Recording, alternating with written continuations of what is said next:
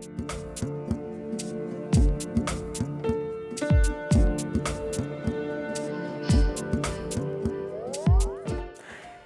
welcome to another episode of DGLug's Learning Channel. My name is Paul Sinenko, and today we're talking about trees, specifically tree and tree grid component. Now, these are core components in DGLux. They're extremely useful to set up navigational elements in your application or to create reports that require complex data exploration. So let's go ahead and take a look at what it takes to set it up and how you can use it in your own application.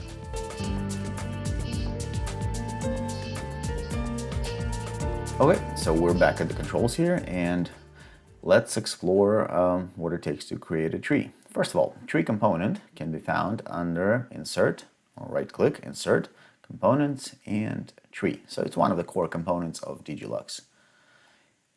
When added to the stage, it does not look like much initially, and it requires a few things to get going. First, and most important, is data. Right, so a list of nodes to display. In our case, I'm going to jump into data flow, and on the server side here, I have a structure already set up, a node structure here. There's a building, HVAC, and then a few devices underneath. Each one has some points. I'm going to use that as a basis for my navigation. That's what I'm trying to build here. In your case, again, you can use a server tree structure if you have one. If not, the data can come from queries, REST API, anywhere you can get a tabular data from is suitable for navigation. So I'm going to use list node in this case, list node block, and I'm going to give it a root node under which I want to build my navigation. So starting point of my navigation. I'm going to make it a building A. I'm going to drag it here. Well, actually, if I drag it here and just drop it, it'll bind. So I'll drag it to the search, which gives me the path. I'm going to Control X, so cut it from here. Populate the path of the list node block, and that gets me this. Basically a table of nodes under the building A. In this case, it's HVAC, so next level down. And I'm going to use this as my root of my tree. So there we go. Nothing is shown yet. That's because we also need to specify ID column. In this case, path would make a great ID because it does not repeat. It's unique. But any unique column can be used as a node ID. It just has to be unique to the node. And then for the name, of course, we're going to use the name column. Okay, so that got us somewhere. Now our tree shows a node. However, it will not work yet. So let's keep exploring this. We need to tell the tree how to get to the children of that node for it to work properly. Also, there's a property called hasChildren column. If your table has information on whether or not a particular node has children, this is where you specify which column contains that information. The expected format is Boolean, basically true or false.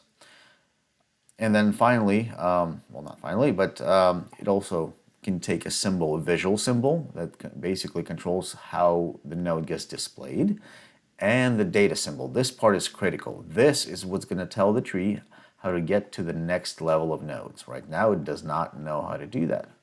So let's get started on building one. Well, first, I'm going to make a copy of this list node because my data flow symbol that will allow the tree to navigate will be based on the list node. I'm going to make this a symbol right away. So right-click, convert to symbol. I'm going to call this getChildren. There we go. And for a symbol that is supposed to drive your tree, there is a requirement. The symbol has to have two properties. You can have more, but the tree only cares about two, both table type. One has to be called input, and one has to be called output. Right? So I'm going to go ahead and accept the changes here. There's a symbol. It has two properties. It does absolutely nothing yet. But what I'm going to do is I'm going to link in some data to the input so that when we go back to further work on our symbol, we're not working out of context. We're actually working with some data. Right? So the expected input for the input property is a single row, which will basically signify the node that you've selected. So single row is exactly what we have in our root table, right? So, or you have it open here. So this table has a single row. That's exactly what's expected on the input. So I'm just going to go ahead and use that as an input. And then I'm going to go into my symbol.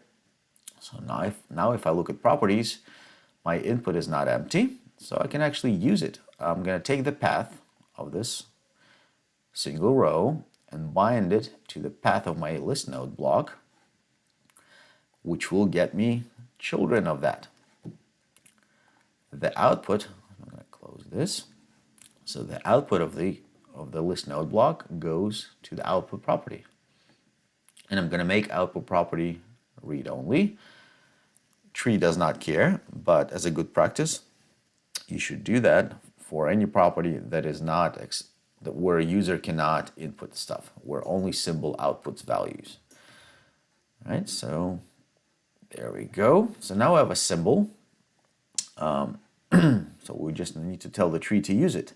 Now, we're not going to tell it to use this instance. Well, we only did it so it's easier to build. We just need to give the tree a name of the symbol, like this.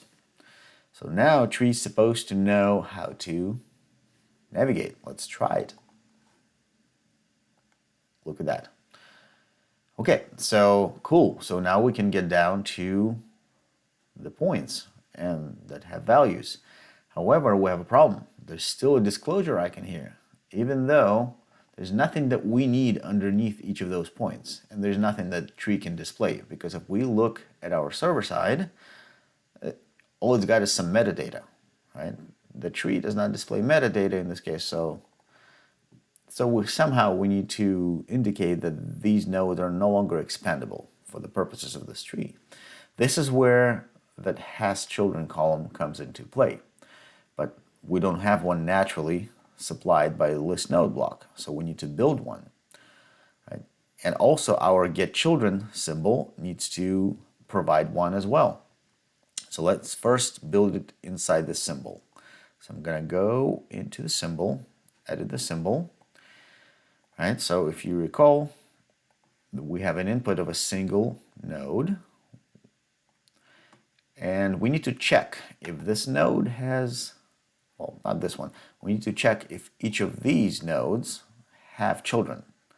Right, so the children of our input are these, and each of these we need to check for presence of its own children.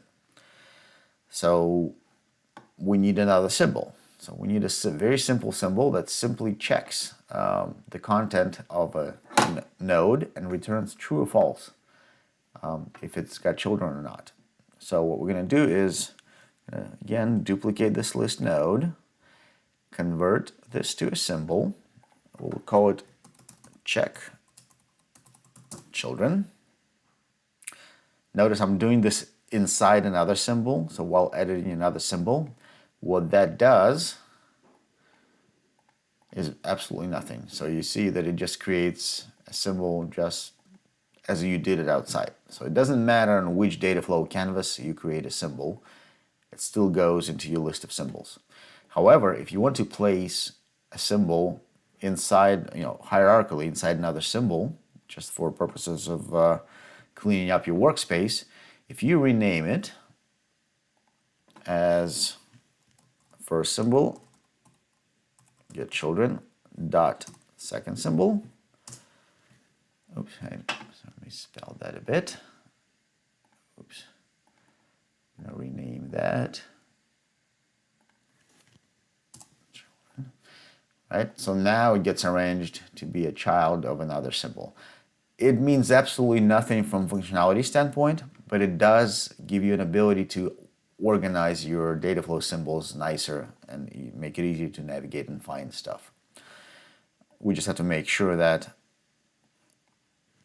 we delete this instance, which points to a symbol that no longer exists, right? And we drag this one out, which now points to a symbol that actually exists.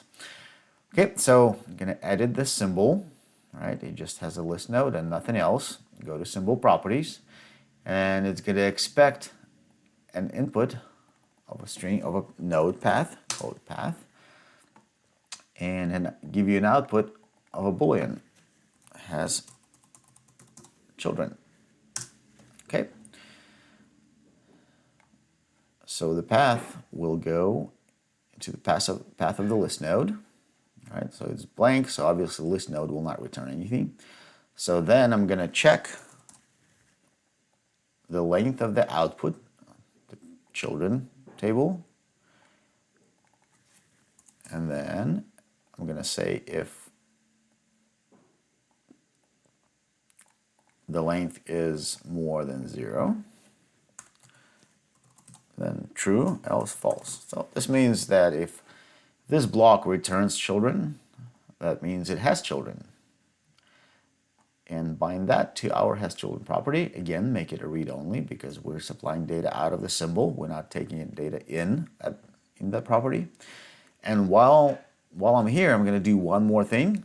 I'm going to check for the value as well and add a value to our table too. So I'm going to just grab a getValue block, just simply by grabbing a node and dropping it. And I'm going to use the path to check a value at that path. And then I'm going to do the same thing. Well, I'm just going to output add the value property, so add a string called value. And I'm going to bind the value to it. Don't worry that it kept the original value. When the symbol gets rendered initially, that's not going to be there. So that's it. So now it'll take a path, it'll check for children, check for value, and supply both. Bam. So that's done. We can actually check how that works. We can, so let me grab a path from something, from, for example, this. I'm going to supply it here. And there we go. See, it has children, has no value. Because node VV1-1, it's right here, has no value, but it does have children.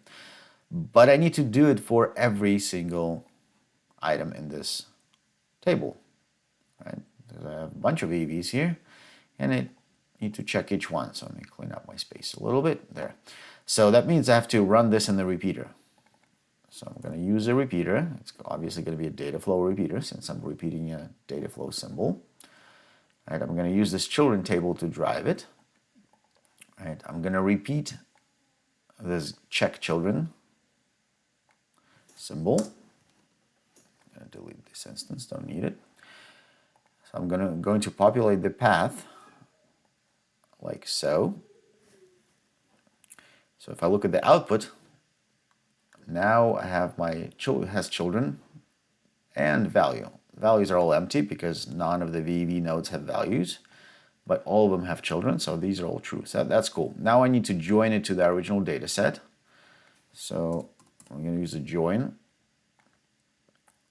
dataset and the repeater output. And we're going to join based on path because the original table and repeater output both have path. So that gives us a table like this, which has all the original node information, and now it has children and value. Right? And of course now that will go to the output. Okay, so we're done with the symbol.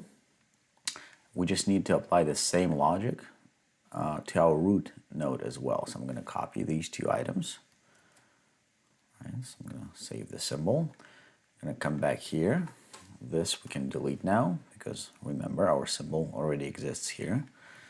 I'm going to paste what I copied, and I'm going to bind data to the repeater and data to join, right? And this will drive our initial root node table here. Okay, so now let's see. All right, so it's still not working. Why is it not working? Well, because we have not specified what column contains this hasChildren information. In our case, this is the column hasChildren. So now let's provide it. Okay. All right. right, so now as you notice, we no longer get disclosure icon next to the nodes that are not meant to be expanded. So that portion is taken care of. Now what's left is to make our tree a bit more attractive to the user. So let's go ahead and create a symbol, the visual symbol, that would represent a node. All right, so I'm going to start by adding a group. All right, set it to 40 pixels high, and let's say 300 wide for now. Horizontal layout, centered vertically, some spacing on either side. I'm going to add a text component. Right, left justified, and I'm going to make that a symbol. I'm going to call it a tree node. Right, you can now find your symbol here under Symbols tab. So let's go ahead and edit the symbol. Right. So here we need to pass some data into it that would actually populate the name, and also I want a value at the end as well, but only for nodes that have the value. So I'm going to make text like that. So this one, make it a little bigger. The value will be bold and smaller, like so. So I'm going to go ahead and save the symbol, and I'm going to copy the symbol name, right? Or I can also drag it from here. So I can go to my tree and either paste or drag to let it know that I want to use this symbol. Okay, so now notice that I have no data is being passed to it at all. So if I try to do it the way you would do it with the repeater by binding, you notice that my symbol has no properties. I didn't bother creating any properties. So what I'm going to do is I'm going to edit one of the items, double click, right? And in here, in data flow, I'm going to use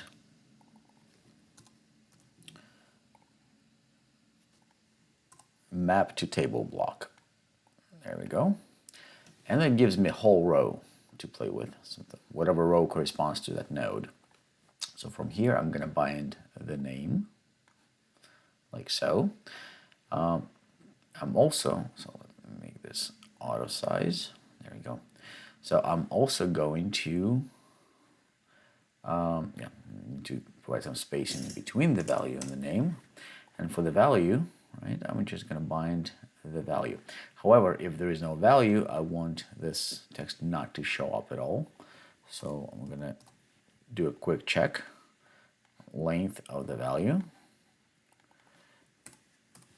and it happens to be above 0, so more than 0 characters, then true, else false, and that's going to be bound to the display. There. That should do it. Okay, so that worked as exactly as I wanted it. So I'm showing the name and the value for the nodes that have value. For the ones that don't, there's obviously no value. Right. So next, I can actually have some control over icons, disclosure icons here. Now, by default, it's just a little triangle, as you can see here, that points right or down, but I can supply my own.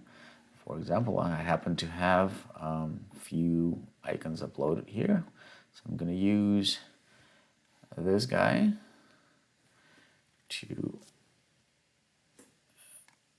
indicate a node that needs to be closed. Oh, I'm sorry, it's right here to show the node that needs to be, can be opened, and here that node can be closed, like so. So here, this allows us to use custom icons. Lastly, I want to control selection in the tree, because after all, the purpose of the tree, in this one at least, is for a user to select something. So what I got to do is I got to make sure my symbol can show a selection. So So I'm going to go back to edit. Make this a little taller, maybe. 30 should be fine. And I'm going to use again the selected property. Right, I'm going to bind to few properties here. Do control bind to the background. I'm going to say what it's selected. Let's make the background kind of light gray. Otherwise, no background. And then the text. Control bind. Do the other way around. So when true, do dark gray. Otherwise, white. And I'm going to also bind the color of this to the color of the value text as well. And lastly, I'm going to change the mouse to my hand cursor, and I'm done. So now I need to enable the selection. So scrolling down to the accordion here, just like in the repeater or any other group, it has the accordion called selection. And I'm going to, by default, it's disabled. So I'm going to enable single select. Right? So now we can start selecting nodes. The selected node is provided here in the selected items table. So as I click, notice that it updates the row in the table. So for my overall application to respond to a navigation from a tree, I'm going to use this table to output currently selected node as an example. Also, if I want to force a node selection, right? Let's say I have other components on my dashboard that control selection, and I want the tree to reflect that. There's a property called select node, and this expects either a single path or comma separated paths, or not paths, actually unique IDs of a node. In our case, it's a path, but it's basically whatever column you're using for the ID. And it will select that node for you. As an example, so let's see, pick one, let's see, VV here, 1-7, right? So I'm going to copy its path and paste it in select node, right? And my selection moves there automatically. Now, again, if I want multi-selection, I have to change its selection mode to multi-select, like so. This will allow me to do multiple selection. Also, the select node field will now accept comma separated paths or IDs to force select those nodes. Okay, so let's switch back to single select. There we go. And we're done with the tree.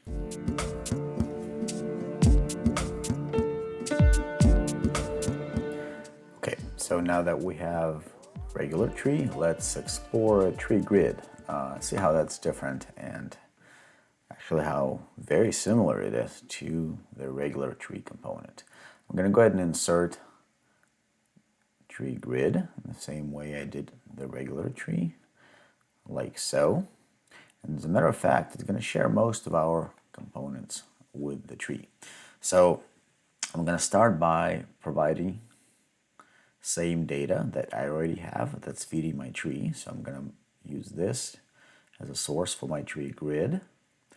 Right? I'm going to use exactly the same symbol for data symbol, which is going to be getchildren, like so. All right, and what I need to do now is add a column. I don't have any columns, that's why it's blank. So I'm going to start with the tree column, because you can also add regular columns. So the tree column, there it is. So it added one column.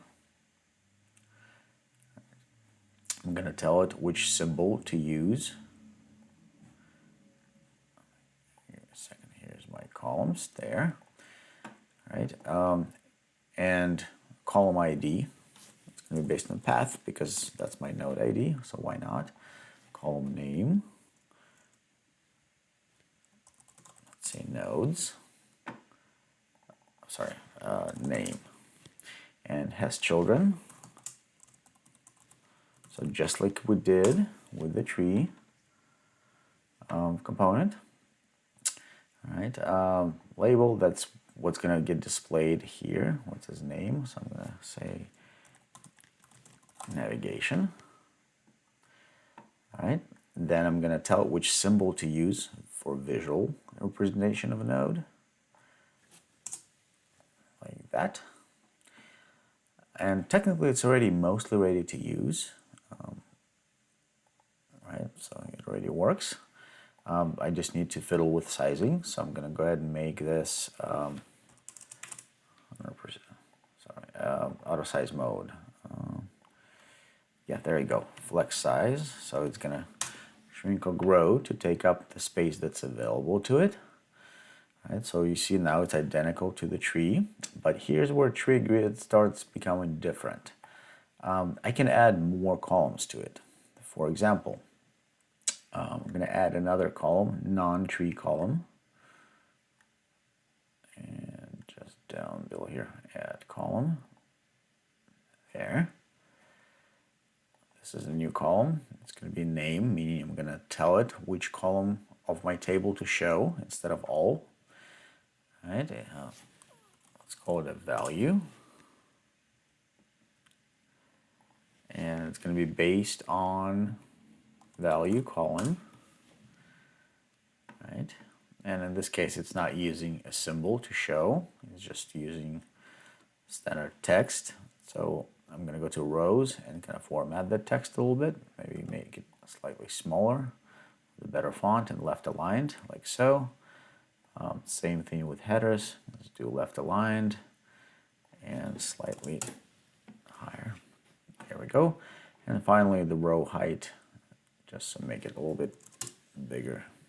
There we go. So notice that I added a column that's not my tree, but it will show whatever value is available in the table that drives the tree. So this with this you can create kind of more complex reporting, again, navigation if you wish, and quite a few other cool things. So that's all there is to a tree. So now let's try to sync the selection between the two trees. So just like the tree grid also has selection. So selection enabled, right? And there we go. So what I'm going to do is I'm going to take the selected item and I'm going to bind it to my tree selected node here, select node. All right. So now, as long as it's shown, right, notice that my selection is synced between the grid and the tree. Notice it will not automatically expand a node, right, but it will highlight it if it's already expanded. So that's it. That's what it takes to set up a tree and the tree grid. Hopefully this wasn't too complex. And hey, welcome back. So now you know how to use tree and tree grid in your application. I'm Paul Osenenko. Like, subscribe, use comments to suggest future topics, and go build something.